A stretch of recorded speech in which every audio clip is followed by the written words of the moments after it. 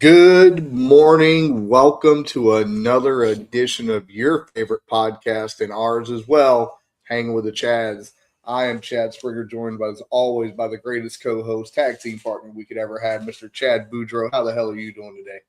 I'm great. It's Super Bowl Sunday. Got the Ooh. Olympics going on. Yeah, it's a good time of year. And then next week we got the start of college baseball. So we're rolling now. Yeah, we're rolling in the big money. Pitchers and catchers are reporting soon too for the MLB, and but we're gonna jump into it today. We're gonna talk about why you're wearing a Drew Brees jersey, and I can't wear my Luke Kuechly jersey because I gave it to my sister a few years ago because she bugged me for 5 damn years about it. But it's fine, ladies and gentlemen. The 2026 Pro Football Hall of Fame class has been announced. And yes, we've already spoken about Drew Brees and Luke Kuechly, but we can't forget about Larry Fitzgerald, Adam Vinatieri, and the senior finalist, Mr. Roger Craig, Mr. First 1000 himself. Hey, I know you people down there in the bayou are real happy right now. That's your quarterback. I mean, it's been all over social media that, when everybody ran from the city, he stayed in the city and he brought the city back to life. So, how are you feeling about your quarterback, Mr. Drew Brees, going in the Hall of Fame? It had to be, man. I mean, he's owned almost every record there is for quarterbacks at one point in his career. He's a perfect human being of what you want someone to be an athlete. He wasn't huge. He was undersized. Yep. Everyone threw him away after the shoulder injury. And he came out and he's like, I'm going after this. And he did. He led us to a Super Bowl, which Saints have never won. And then just the things he did around the city, just the different foundations he had going and the money he donated, the time he's donated, and the way he handled the city itself. Like, he was exactly what New Orleans needed after Katrina. And apparently we were exactly what he needed after his injury. So it was a match made in heaven, and I couldn't be happier and prouder to wear this jersey today. That's funny. You're wearing that Super Bowl jersey today. Hey, he brought y'all back, man. Brought y'all back. Like, literally, like, I have no ill will against Drew Brees. I actually met him a few years ago. In the conversation I had with him, I told him, I've only hated you 2 times a year for your entire life. And only one time I truly hated you even more than that was on January 8, 2018. And he looked at me and said, the playoff game against the Panthers? I said, yes, sir. Me and my family, my sister got me tickets with her to drive down. I met them. I drove from Charlotte. I met them in Mobile. We drove to New Orleans. And he looked. He said, that was a long ride back. I was like, oh, you're a jerk. You're a jerk. But no, shout out Drew Brees. I mean, you said it yourself. That city embraced him. He embraced everything about the city. He is exactly what New Orleans needed in that challenging time after Katrina. And I mean, bro, you talk about throwing the ball. That dude was slinging it all over the yard. I'm telling you, he was amazing. And another thing that he did too, like, and granted, it was the whole team that did this, but everyone talks about how attached their city is to their team. The lowest crime rate that New Orleans ever had was the year the Saints won the Super Bowl. Yeah, because they were all worried about winning the Super Bowl. Everybody was happy watching. Everybody was happy that they didn't have time to commit crimes. I'm telling you, you can look it up. Like, it was like there was zero murders. It's zero murders that year. It was awesome. So yeah, that's another thing. Again, like, that's New Orleans is attached to the Saints, and that's literally they ebb and flow with the Saints. That's sad. Your crime record is what's the way I want to say it? Your crime record goes by how good the Saints are. Like, I mean, hey guys, we made the playoffs. We're not murdering everybody. But this year, I think your crime rate was up a little bit. I mean, because it was a travesty down there. Hey, but I love New Orleans. Look, man, you got some of the best rappers, some of the best food. obviously, I respect the Saints. I've always respected Drew Brees. I wish that Carolina wouldn't have been stupid when he was a free agent leaving San Diego. And the legend is we were supposed to sign him after Miami said no, and we didn't. Whatever, live and learn. Stupid. But, well, and the thing is, too, think about college football history, too, right? If Miami signs Drew and Drew does what he did in New Orleans, you don't have the dynasty with Nick Saban at Alabama because he was at Miami. New Orleans don't get the Super Bowl. New Orleans doesn't get the Super Bowl, you're correct, but you don't have the dynasty of Alabama either that they had with Nick Saban. Interessante. It all circled that all circled because of Drew Brees and the decision he made. Hey, Drew Brees, Alabama owes you money now. You should be. Sorry, ladies and gentlemen, I'm still getting over the crud that everybody seems to have in Central Florida today. But hey, let's go ahead and go to the next man. We're inducting a man in the Hall of Fame that has more tackles than drop passes, and he's a wide receiver. Larry Fitzgerald, great individual, great human being, well deserved to be in the Pro Football Hall of Fame. Larry Fitz was a dog, man. You throw it, he catch it. Period. It's that simple. You throw, he catch. Yep. And yeah, he's very deserving to be in there. What are your thoughts on him? Oh no, he's one of those receivers that you're scared of when you're playing. It doesn't matter who the quarterback is. Like, you could have anybody at the quarterback position. If you have Fitz out there, like you're going to be he's going to get he's going to get his touchdowns. It's about figuring out how do you game plan to stop everyone else around him. It's one of those game plans where you know he's going to do what he got to do, and you just let him do it. You got to figure out how to stop everyone else on the team. And that when you have someone like that around, and like you said, he's an outstanding human being. The things he's done around for Arizona and everything, like, he's a great guy. He deserves to be in the Hall, just like Drew. And I'm glad those two are going in together. So I'm trying to pull up the stats real quick. He had 41 career tackles in the NFL. Let's see how many career drop passes.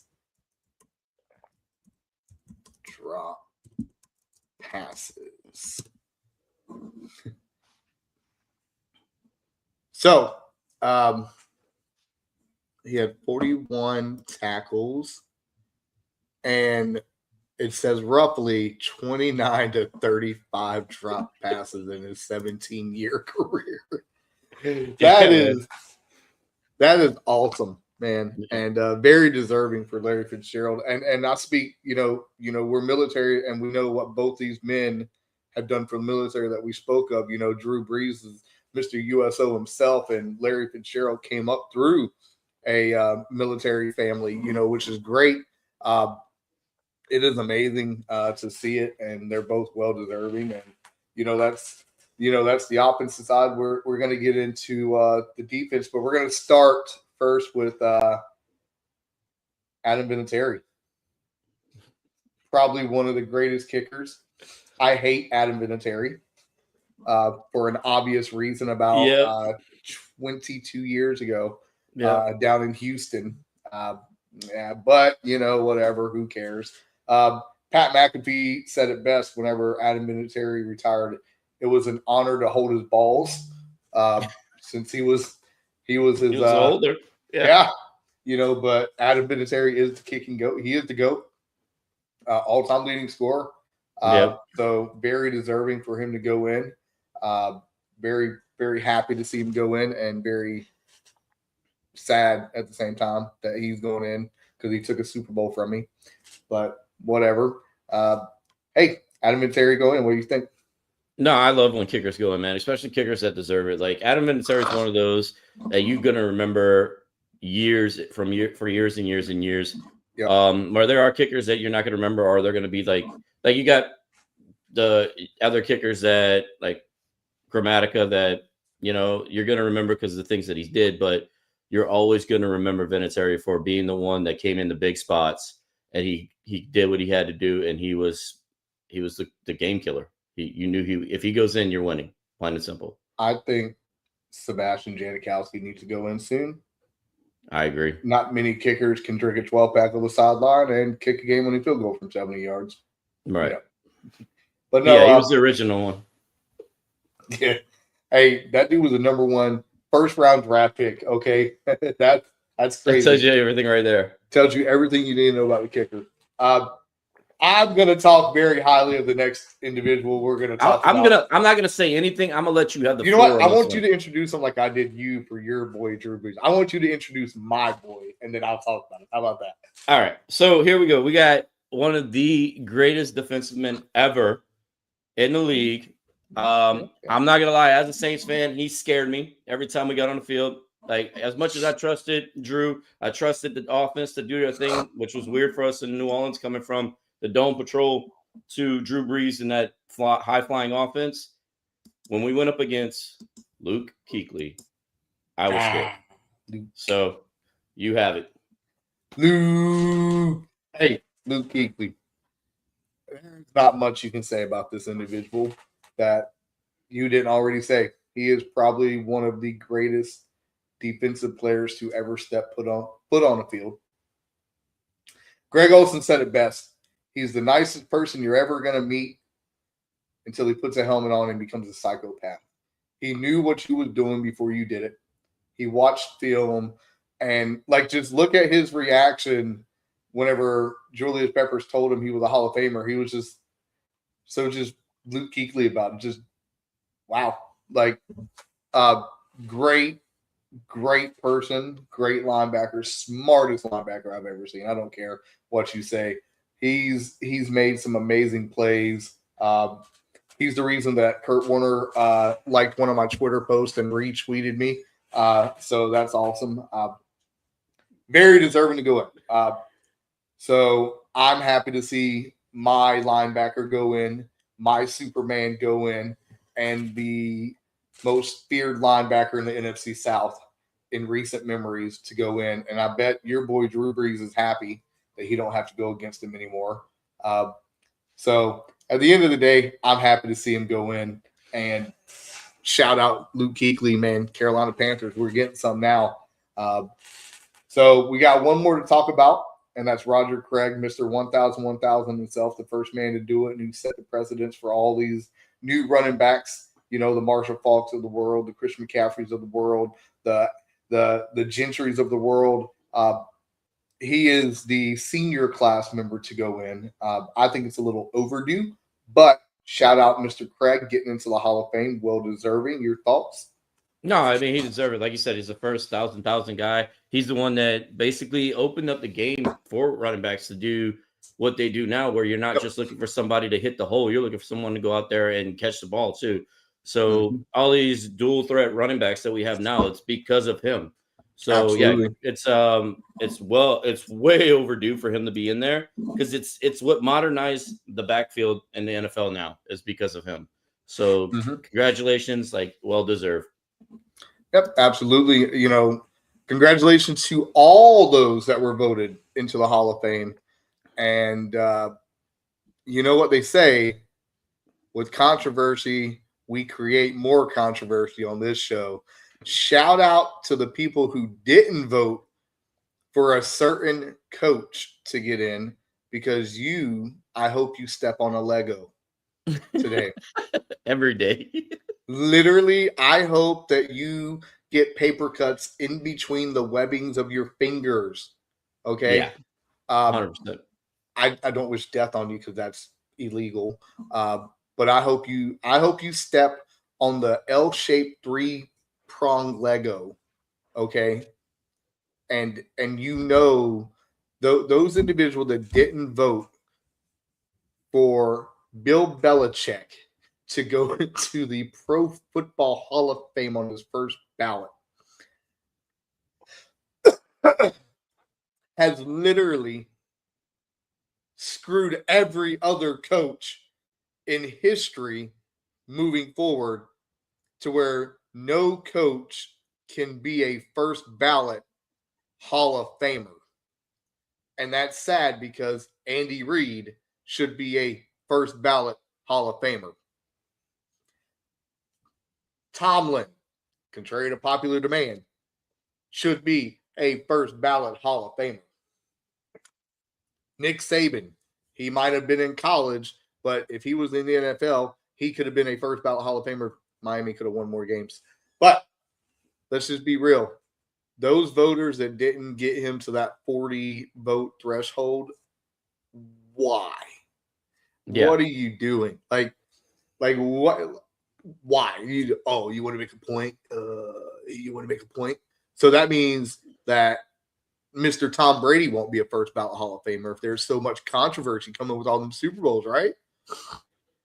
Yeah, exactly. I'm at loss, man. Like this, like I'm trying not to cuss today, and it is very hard. I can understand Eli Manning. He was kind of snubbed, you know. He got 2 Super Bowl wins. He never won an MVP. He's not really top 10 in any statistical category, and he was a 500 quarterback. Right. But he's going to get in. We understand he's going to get in. Frank Gore, same thing. I mean, injuries derailed him, but at one point he was on pace to be one of the best running backs ever. He can wait. No offense. Love you, Frank. Shout out to you. But Bill Belichick? What are your thoughts there, Boudreaux? So, like, it seems to me that they're trying to be like the baseball writers in the Baseball Hall of Fame. Why is Mark McGwire not in? Why is Barry Bonds not in? Why they did steroids? Yeah, and that's the reason. That's literally the only thing that they're going to lay off of is they're going to say about Belichick is because they had Deflategate, they had Spygate. They had those 2 things. Willie Gate, I don't know. They had every damn thing. Oh, he doesn't deserve being there because he cheated. Shut up. Like, everyone does it. Like, it's one of those things that everyone does. Mm-hmm. It's not like you're sitting there, like the same thing would happen with Michigan, right?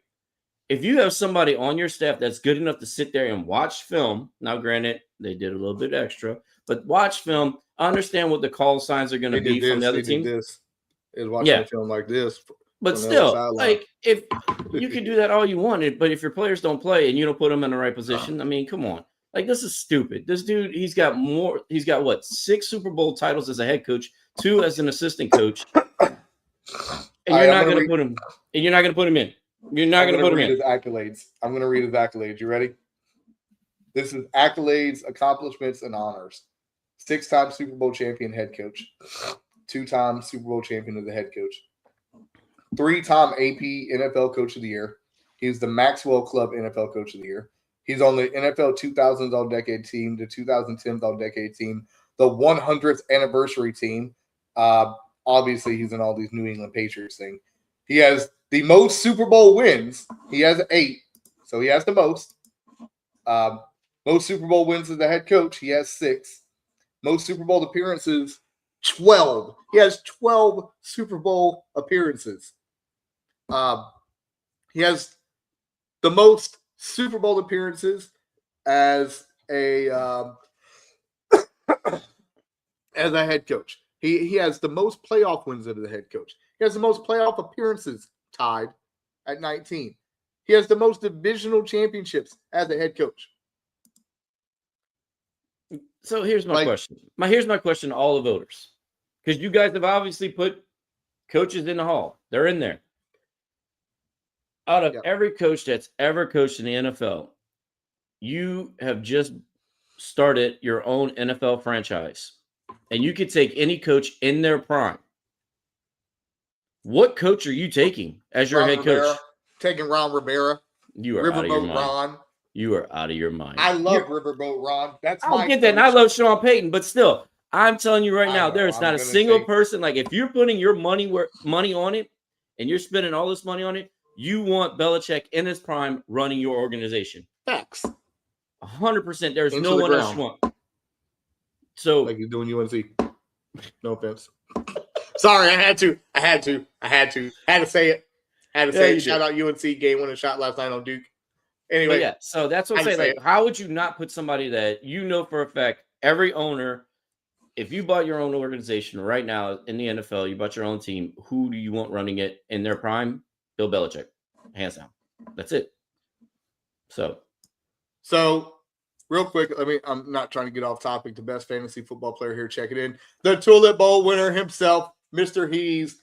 I suck at fantasy football himself. How you doing, Heezy? Anyway, back to this. Yeah, Belichick got screwed. I can see Robert Kraft not getting in. I mean, Jerry Jones ain't in right now, and it's contrary to popular demand. Jerry Jones has done more for football than Robert Kraft has. No offense. Well, I mean, he's the one. I mean, you watch the thing on Netflix. He tells you exactly. Like, he went against the grain. He's like, because everybody in NFL had to do this, this, and this, and he's like, I'm going Pepsi. What are you talking about? Yep. I'm gonna go all Nike deal, baby. That's what I'm gonna do. I like all Nike deals. Them are my favorite type of deals. So that's what I'm saying. Like he went that way where they gave him that autonomy. Yeah, like it's crazy to think about it right now, man.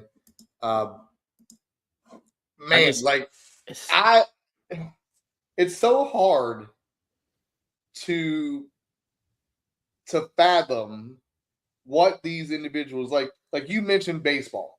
Mark McGwire's not in there. Barry Bonds. Oh, they was on steroids. Guess what? You know what I'm gonna say to this? You know what I'm gonna say to this? You ready? Okay, I'm gonna say the F word now. Okay, I'm sorry. Go ahead. I'm gonna say it. You're fine. These motherfuckers didn't care when they was hitting 60 fucking home runs and brought baseball back. What is it, the summer of '98 is what they call it? Mm-hmm. When McGwire and Sosa was chasing Maris's record. Yep. They didn't care about all that revenue stream coming in Chicago and St. Louis. They didn't care about all that revenue stream coming in when Barry Bonds was going for 73 and then he freaking went to the World Series again and got beat by the Angels.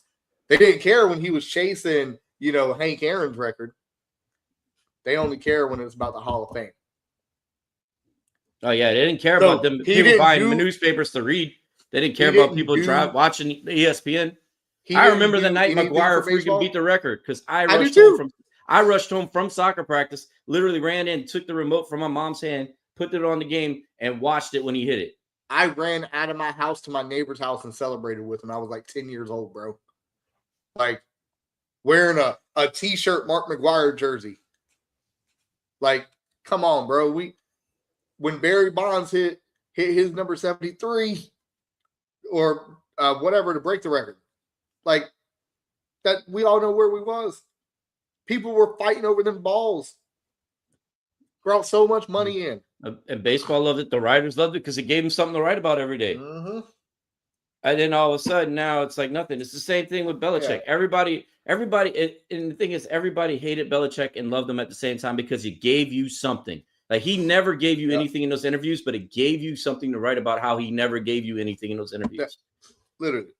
And you loved it. You loved everyone hating the Patriots. Hell, the reason why most of America today is going for the Sea Chickens is because of what Belichick and Tom Brady did with the Patriots. We'll get into that. We ain't going to talk about who we're going for right now. But I'm just saying, but that's the reason. Like, when you can sit there, you could be gone for years out of your organization, and everyone still doesn't cheer for your team for what you did. Come on, man. How do you not get the vote? How do you not get the damn vote? Like, them people, man, I think that should be public. If you're hey, look, man, you're the pro, you're the writer that gets to do it. So you should publicly release your votes. It should be like fucking Survivor, bro. Just go on there and fucking vote in the open. I've said fuck 4 times already. I'm sorry, ladies and gentlemen. But actually, it was probably like 6 times. But still, like, it's like the one jackass that didn't vote for Ichiro to be a unanimous baseball Hall of Fame. Same thing with the kid. The one person who didn't vote for the kid to be an honor. I was probably the same asshole too. It's probably the same person. I hope you're watching. You're an asshole. I won't ask you to come and have a beer with me like Ichiro. I'll just call you an asshole until you meet you at Waffle House or something. Like, oh yeah, let's go to Waffle House. Go on. It'd be fun. Come on, bro. Like, God, man, so deserving. So deserving. Yeah. And say whatever you want about Bill Belichick. I mean, numbers don't look. Lil Wayne. Hey, you know what? New Orleans. Lil Wayne once said it. Women lie, men lie, numbers don't lie. Shout out Yo Gotti. You know, come on, man. That's you know what? We got to look ahead. We got to look ahead to next year. We got a big Hall of Fame class next year. We got to debate this. We got men like Rob Gronkowski, Ben Roethlisberger, Adrian Peterson, Richard Sherman, Cam Newton, Antonio Brown. You know, it's crazy. That's just the opposite side. You know, then you got guys like Alex Mack, you got Andrew Whitworth, you got Eric Weddle, you got freaking Gerald McCoy coming through here. You know, Le'Veon Bell, Joe Hayden, you know, Malcolm Jenkins, you know, all these names coming in that's eligible. Not to forget, you still got Eli. Mm-hmm. You still got Willie Anderson. You still got all them that didn't get voted this year. Like, next year's class could be big.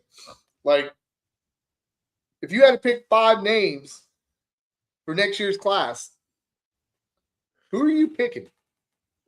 I don't know, because this class is going to be huge, man. Like, you still got the whole. It's one of those things because people are going to be so sour and hearing all year about how Belichick didn't get in that I don't know what's going to happen with this vote. Like, honestly, I think Gronk should be in. To be honest with you, go in. I don't think Ben. I don't think Super Bowl winner. You didn't let Eli in, and Ben got more controversy than Eli. Yeah, fair enough. Don't let it Richard Sherman should go in. I'm just looking at the bottom line you got right there. Yep. For the trenches, I think Andrew Whitworth, but that's me because I'm a homer and he's an LSU guy. So I'm just Alex Mack, though, bro. Alex Mack, yeah, I can go with that too. Malcolm Jenkins, not right now. Not yet. Dante Hightower, not right now. No. Ryan Kerrigan, not right now. You know. No, but then it's also going to be like, who's going to be voting? And in returning candidates, I think Eli may get in this time. He should get in. I noticed you skipped one name there. I'm gonna call you out in a minute. Go ahead, call me out. Call me out right now. Let's go. Who we got? My quarterback, baby. You skipped it. No, man, he ain't getting. Cam. No, he ain't getting it. Like again. Oh no, wait. You said Cam ain't getting in first or period? Not getting in at least first. He ain't getting first. He's not a first ballot for sure. 100% not a first ballot. Look, man, you got to listen to what the old guy says when he tells you you're a Hall of Famer. For your contributions to the game of football. You mean to tell me Cam has no contributions to the game of football? Okay, so he changed the quarterback position. That was Mike Vick. Mike Vick was also 6'1", 122 pounds. Cam Newton, 6'5", 240, changed the quarterback position to what you see now as a quarterback. Yeah, Mike Vick and Randall Cunningham's the one that started that. Cam Newton is the one that truly changed it. They might have started. Cam Newton changed it. No. Cam Newton changed. So you think Cam Newton should go in before Eli Manning? I think they should either go in together. That wouldn't be going in together. That would still be him going in first because he was first year. Who had better stats, Eli or Cam? Who has? If you want to go stats? Who has? Let's look at resumes. Super Bowls. Okay, 2 Super Bowl wins. What did Eli do other than that? I'm just saying, my man. Hey, we're gonna discuss this. We can debate this all you want. I know you're gonna never accept the fact that Cam Newton is not gonna be a first ballot Hall of Famer because that's your boy and you're a Panther, and that's all there is to it. No, I'm up for a debate. Eli Manning career stats: 57,000 passing yards, 366 touchdowns, 244 interceptions. All right. Yep. He played from 2004 to 2019. 15 years. Cam Newton. He had 32,382 passing yards. 20,000 less. He also played 1, 2, 3, 4, 5, 6, 7, 8, 9, 10 and a half seasons. So let's put 5 more seasons with him. He would have passed him. But you forget what he did that Eli couldn't do. You forget what Eli did that he couldn't do. He had 5,000 more rushing yards than Eli. And Eli still has 15. And he had 70 more rushing touchdowns than him.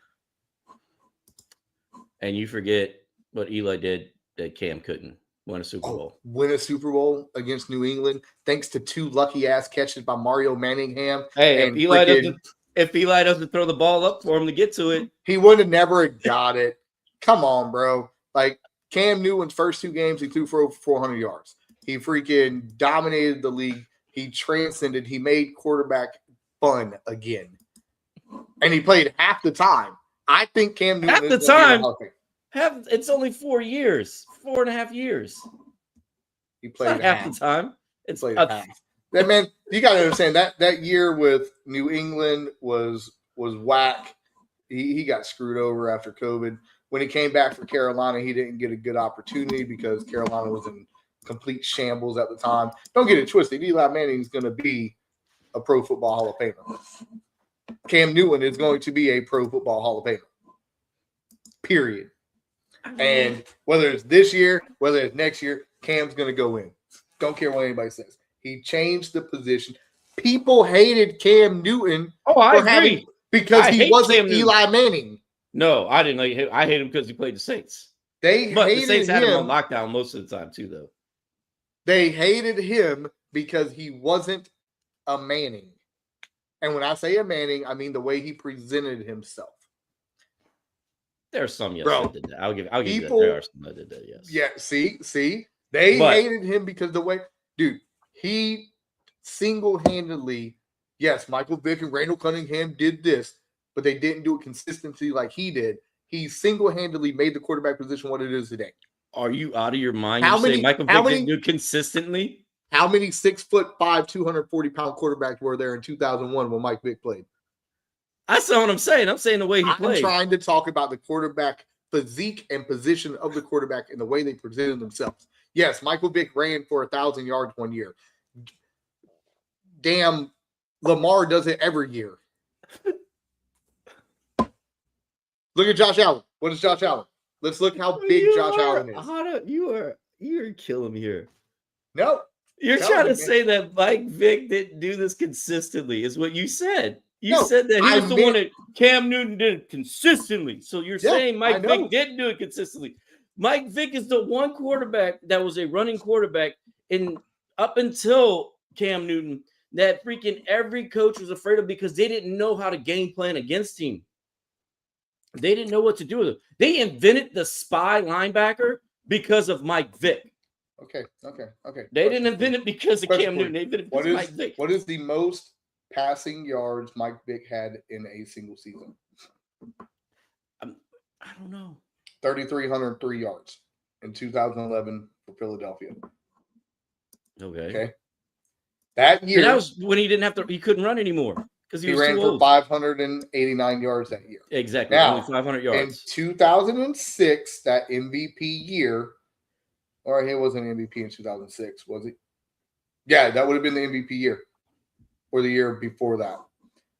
He threw for 2,400 yards and ran for 1,000. So we're talking 3,500 total yards of offense by Cam Newton. Or excuse me, Mike Vick. Right? Do we agree with that? That was probably his best year. I'll agree with that. But my thing is that you're saying that he invented this whole quarterback. No, he did not. I'm talking about the physique, the 6'5", 240 quarterbacks running. Cam Newton's MVP year in 2015, he threw for 3,800 yards. He ran for 600, and he had 45 touchdowns. Yeah, and again, what's the difference between then and when Mike Vick did it? You tell me. The offenses are different. They ran the ball a lot more in the 2000s. They didn't throw a lot. The league changed. That's what I'm referring to. Cam Newton was part of that changing of what we look at quarterbacks to be. No. Yes. No. Yes. No. Yes, sir. No. Yes, sir. No. I'm telling you, people hated Cam Newton when he came in the league. People still hate Cam Newton, and people talk very highly of him. Heck, one of your boys. No. I'm not saying your argument isn't the argument I'm making isn't about the physique, and the argument is that you're saying that the quarterback position the way Cam Newton played wouldn't be that way if it wasn't for Cam Newton. No, that was started with Randall Cunningham. I know it and started then Mike with Randall Vick, and Mike Vick. But who was after Mike Vick? Okay, who was after Mike Vick? Yeah, sure, Cam Newton. I'll give you that. But how long after was it Cam Newton from Mike Vick? Not that long, actually. Let me just pull it back up. 2006 is when Cam Newton won his MVP. When was 2016 is when he won his. I'm saying 2006 when Mike Vick won his. When was Cam Newton's rookie year? 10 years later. His rookie year. Cam Newton's rookie year was 2011. So you're saying 5 years after he won his MVP. When did Mike Vick get arrested? That would have had to have been 2006. Because his last year with the Falcons was 2006. And that was we're looking at 5 years. 5 years. Yeah. If Mike Vick would have been in the league for that 5 years, we wouldn't be having this talk. Shout out Mike Vick, though. I love Mike Vick. I do love Mike Vick. That's why I'm fighting for you, Mike. I'm fighting for you, Mike. No, I got you, bro. I'm fighting for you. I'm talking about the way the quarterback positions played in 2025. Cam Newton helped that trend. Yeah, he sure did. I give you that.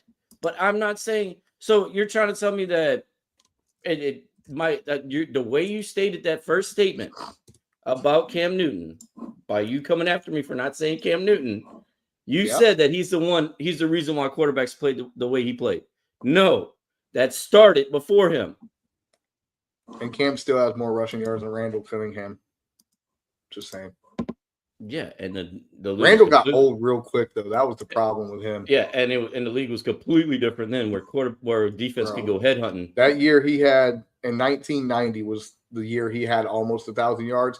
That was he could have won MVP that year for Philly.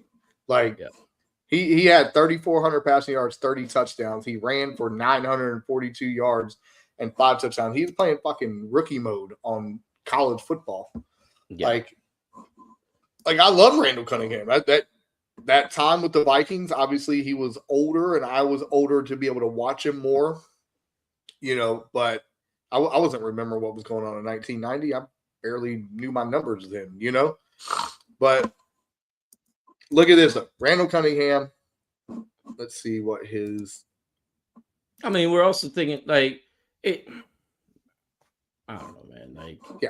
I agree with you that Cam Newton has made a lot of contributions to the league, but he didn't change the way the quarterback position is played. He didn't. He contributed to some of the things that the quarterback does now, but he did not change the way the quarterback position is made. That started somewhat with Randall Cunningham and then was accelerated with Mike Vick. Because then that one Mike Vick, and this is why Cam Newton is who Cam Newton is, because you said 5 years, right? When Mike Vick was doing all his things, the high school quarterback and the college quarterback changed. Because they started looking for those types of quarterbacks. Your quarterback may not have the best arm strength, may not be as accurate, but can get out of the pocket and move. That's when that started to change, when Mike Vick was doing what he was doing. So Cam Newton had 5 years to get groomed into that before he made it into the league. Okay. Look, I'm not saying anything negative. I'm just saying Cam Newton helped change how we look and view quarterbacks in 2026. He helped, yes. I will give you that. That part I will concede. Helped change how we look at quarterbacks in 2026. That's all I'm saying. And that's still my quarterback forever. It is still your quarterback. It'll be your quarterback forever, just like Drew will be my quarterback forever. I say it every day. And at the end of the day, sir, he will get in, whether it's next year or they give him the TO treatment. He will get in. I know one person who won't get in, unfortunately, Antonio Brown. No. Will not get in. No. It's worse than everything else that anyone else is. Imagine Antonio Brown's getting in and his speech. I mean, well, right now, ain't he locked up or something in Miami or some shit for manslaughter or something? Yeah, he might be. He might be. He got in trouble. What did he get in trouble for? Let's look.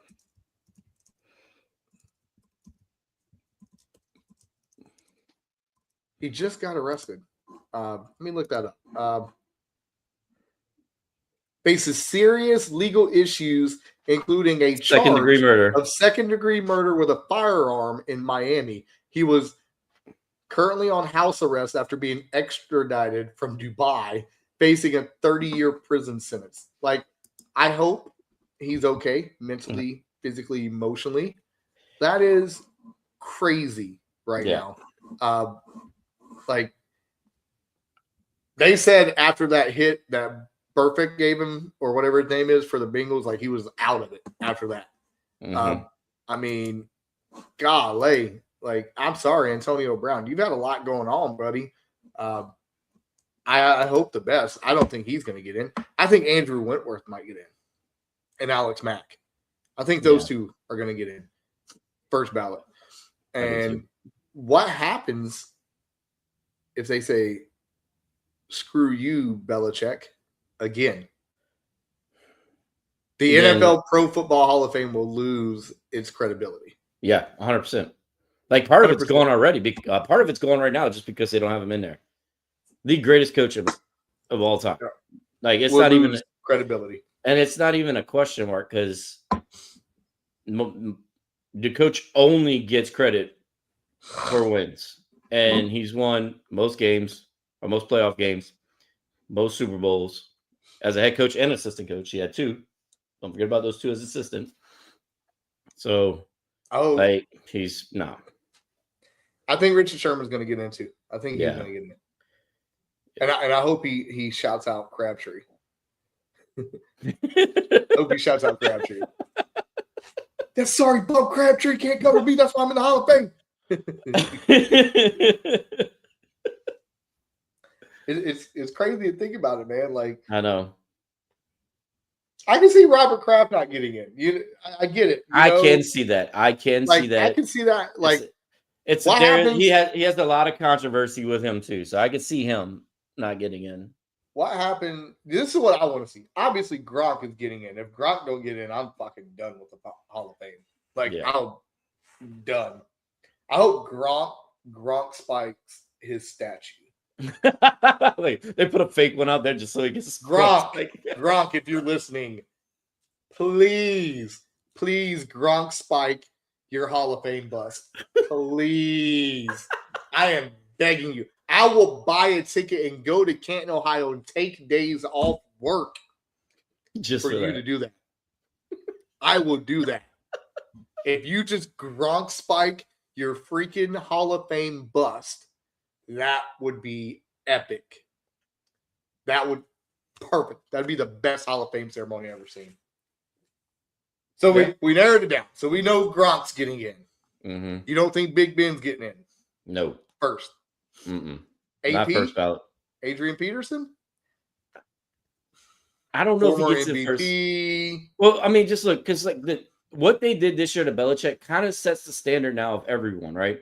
And AP had all that controversy with him and his kid during his career, and that might still be weighing on people's minds.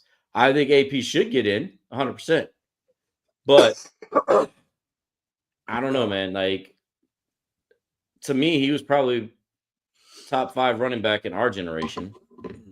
So I don't know. Look. Nah, I don't know, man. AP, you're gonna get in. You're a Hall of Famer. Like, and this year has left a sour taste in my mouth. Mm-hmm. Hall of Fame doesn't mean anything. You know what happens in a couple of years when Greg Olsen and Tom Brady get up? Yeah, is Greg Olsen a first ballot Hall of Fame tight end? Yes, he is. Are they going to screw him though? Are they going to screw Brady? Because if Brady, dude, imagine this: Tom Brady don't get elected first ballot Hall of Famer.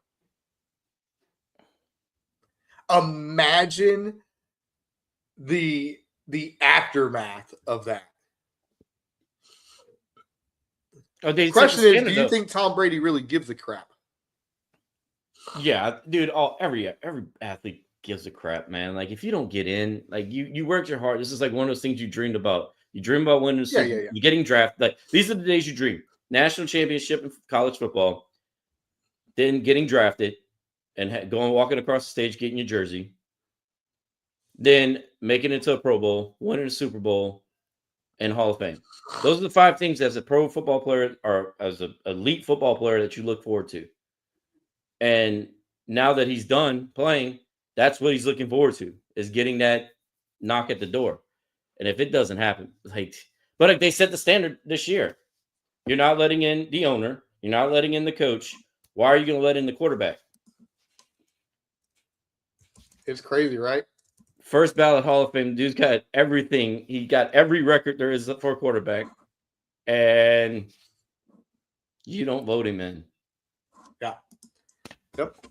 And we're going to wait. We got to wait for 365 days to see what happens next year. My quarterback is a Hall of Famer. I don't care what anybody says.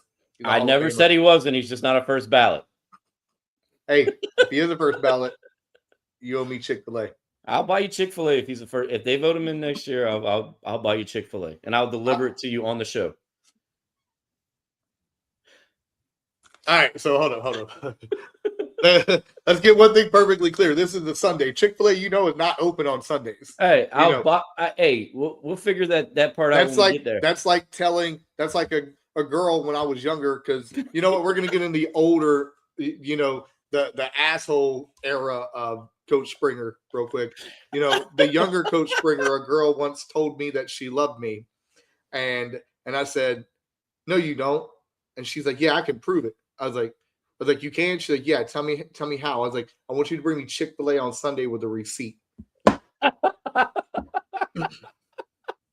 Guess what? I ain't getting no Chick-fil-A, bro. Not on Sunday. God's chicken did not come through. We'll move the show to Saturday for that week, and then I'll bring it to you. I'll deliver it to you. I'll deliver it to here. Yep. On the show. I'm sitting here waiting, and you're the little DoorDash delivery boy delivering the. You know what? I'll take that. I'll take that all day long. A #1 large with a Coke with honey roasted barbecue sauce and barbecue sauce. I'm a simple classic man. And you know what? Just because I want a chocolate shake, no cherry. Gotcha. No problem. Yeah. Y'all heard it first, people. Shout out Chick-fil-A. I love Chick-fil-A. Yeah. I love Chick-fil-A. That's my favorite. So do I. And, segueing into what we got going on before we get into the Super Bowl, let's acknowledge some award recipient winners from this week. Starting off with the MVP, Mr. Matthew Stafford, won his first NFL MVP. Had his daughters on stage. I guess he's a girl dad for real. Shout out Stafford for that. Hey, shout out my new favorite coach, Mr. Mike Vrabel, New England Patriots Coach of the Year. Mike, if you want to, offer me a job or something, I'd come up and freeze my ass off in New England to work for you. Just saying. CMC, still my running back. I don't care if we traded you for a bag of chips and nothing else. Comeback player of the year. He is almost another thousand man. JSN, Jackson Smith and Jigma. He was the offensive player of the year. I thought at the beginning of the year it was going to be Puka, but them injuries caught up with Puka. Yep. And, if you're under a rock and you didn't think Myles Garrett wasn't going to be the unanimous defensive player of the year, you're stupid. Shout out Mr. Sack Record himself, Myles Garrett.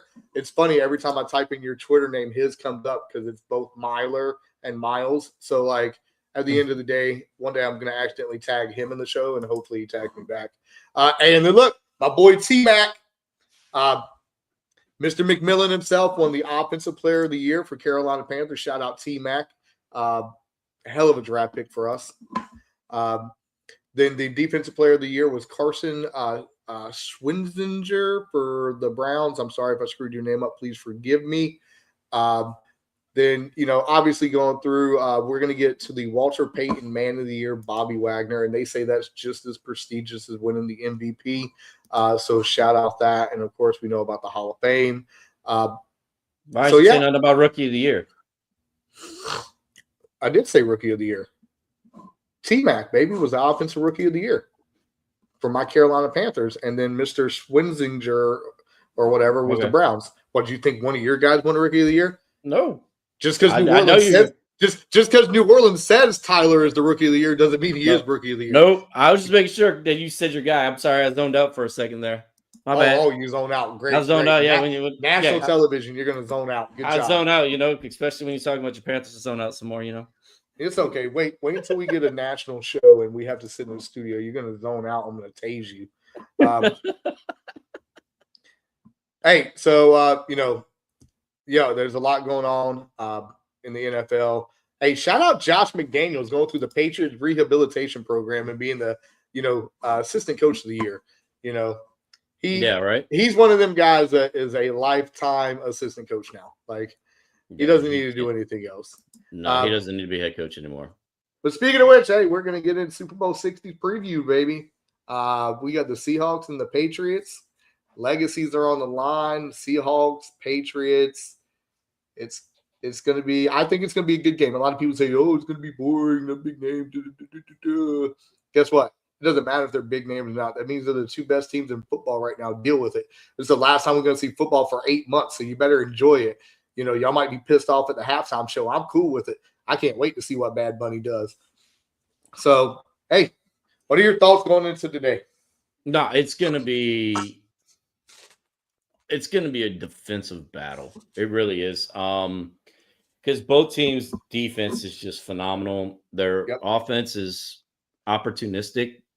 So I really think it's going to come down to it. And I said it earlier in the show, I'm going for the Sea Chickens. I can't, as much as I defended that Belichick be in it, I don't like the Patriots, man. I'm tired of Patriots winning all the time.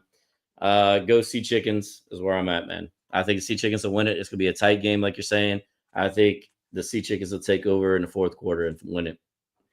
In the words of our hero, Lee Corso, not so fast, my friend. It's going to come down. Yes, it's going to come down to players making plays, but it's going to come down to coaching. It's going to come down to a man that's been in this situation before as a player and understands what they're going through on that field. Coach Vrabel is going to have his team ready to go. It's going to come down to him coaching. The keys to the game is limit the turnovers, get your run game going, and feed Hunter Henry. That's your offensive game plan. Your defensive game plan is to bracket the crap out of JSN and pressure Sam Darnold all game long. Sea Chickens do got a good run game, but it's a run game where Mr. Walker is one hit away from being injured every single game. But Charbonnet is pretty damn good. It's going to come down to Mike Vrabel and how he coaches the game. He's been there. He understands. Shout out to McDonald over there and Seattle for doing this thing. But it's going to come down to the way the Patriots play their game with Mike Vrabel leading the entire team. Mike has been there. He scored touchdowns. I fucking hate you, Mike. But at the end of the day, it's going to come down to him. And if you look at how he handled practice this week, Friday, he handled practice like they was in the Super Bowl. They practiced for 30 minutes and took a 30-minute break and then came back out and practiced again for 30 minutes. And during that 30-minute break, they just blared Bad Bunny music throughout the entire practice area, including inside the locker room. Yep. He is getting them mentally ready for this game. You got the Sea Chickens. I'm taking the Patriots. The Patriots are going to win 38-24. And it will be blue Gatorade. It will be blue Gatorade. Red Gatorade. It will be blue. Well, it'll be blue because, the Sea Chickens will win. No. It's going to be the light blue. It's going to be cold ice, not fucking the almost grape-looking color. But, look, I'm telling you, 38-24. My boy Drake May, shout out North Carolina, baby. If you win the Super Bowl, I'm buying your jersey. And hopefully you can autograph it for me one day when we go home. But he's going to get, Henry involved. The run game's going to get going. And finally, for the first time in his career since the Minnesota Miracle on your New Orleans Saints, Stephon Diggs is going to show the fuck up in the playoffs. Patriots, 38-24. That was my jab at you today, baby. What do you think? No, I think it's going to be closer than that. 38-24. I mean, granted, that does seem like it's going to be down to the wire, and then all of a sudden, like a pick six or something like that happens at the end. I'm thinking it's going to be like a 28-24 Sea Chickens. It's going to be back and forth. They're going to get theirs. But it literally, this game will come down to the turnover battle. Just because the way the two offenses work, like they're opportunistic. They look for the turnovers. Well, I think what happened in the national championship game happened. I don't think it's going to be a pick six right to start the game. But I do think there's going to be a momentum shift with a pick late. And that's what takes it to 28-24. Nope. I just think that it's going to be too much for Sam Darnold. He is going to have a turnover-filled game, and he's going to go back to being Sam Darnold of the New York Jets. Just something about it, man. I'm telling you, I just think there's something about today. Sam Darnold is going to see ghost again. And at the end of the day, it's the Patriots, man. And nobody wants to hear it. Yeah. So I think it's going to be the Patriots day. Drake May, all the Christmas cookies his wife's making for everybody is the version of Space Jam's Secret Water with Michael Jordan. The Queen of the North and the King of the North are going to ride again. And it's going to be very, very, very interesting. Most experts are predicting the Seahawks to win 24-20, 28-30, or 24. But I think it's going to be a high scoring game, and JSN is going to have a big game. It might come down to a special teams moment with what is it, Mac Jones for the Patriots. I mean, we'll see. I'm excited. I got the buffalo chicken dip ready. I got the tomahawk steak ready. I got friends coming over. Shout out TK. I know you're watching. You better bring the chocolate chip cookies like you said. So Boudreaux, you can come over too. We only live 15 minutes away. So at the end of the day, it's going to be fun. It's going to be exciting. And we got some comments. Tiffany, hey, shout them out. She don't see AP going year one. There's going to be a boycott if Tom Brady don't go in. And she asked, what does Boudreaux get if Cam Newton's not a first-ballot Hall of Famer? I'll deliver Chick-fil-A to your house in the middle of the show. That's only for you.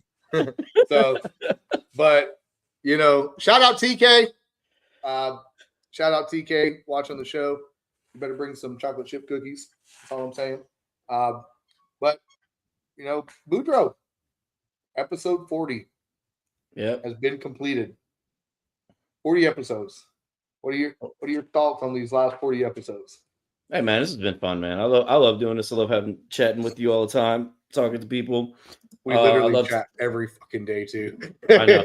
I love talking sports. I love talking about how can we help our fellow ADs around, coaches around as much as we can, veterans that we can. Yeah, so this is fun for me. I enjoy it.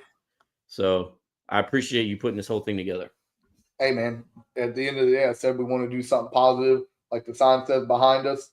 Believe. By the way, if y'all haven't watched the new season of The Lincoln Lawyer, please do. It's pretty good. Shout out Netflix for that. That's my Netflix plug for the day. But Boudreaux, let's end the show. How we're gonna go to? Hey man, get better. Hey, if you get better today, that means you're going to be 1% better tomorrow. I'm Chad Springer, joined as always by the greatest tag team partner and co-host ever, Mr. Chad Boudreaux, and we appreciate you hanging with the Chads. Thank you for all that you do. We appreciate you. We out.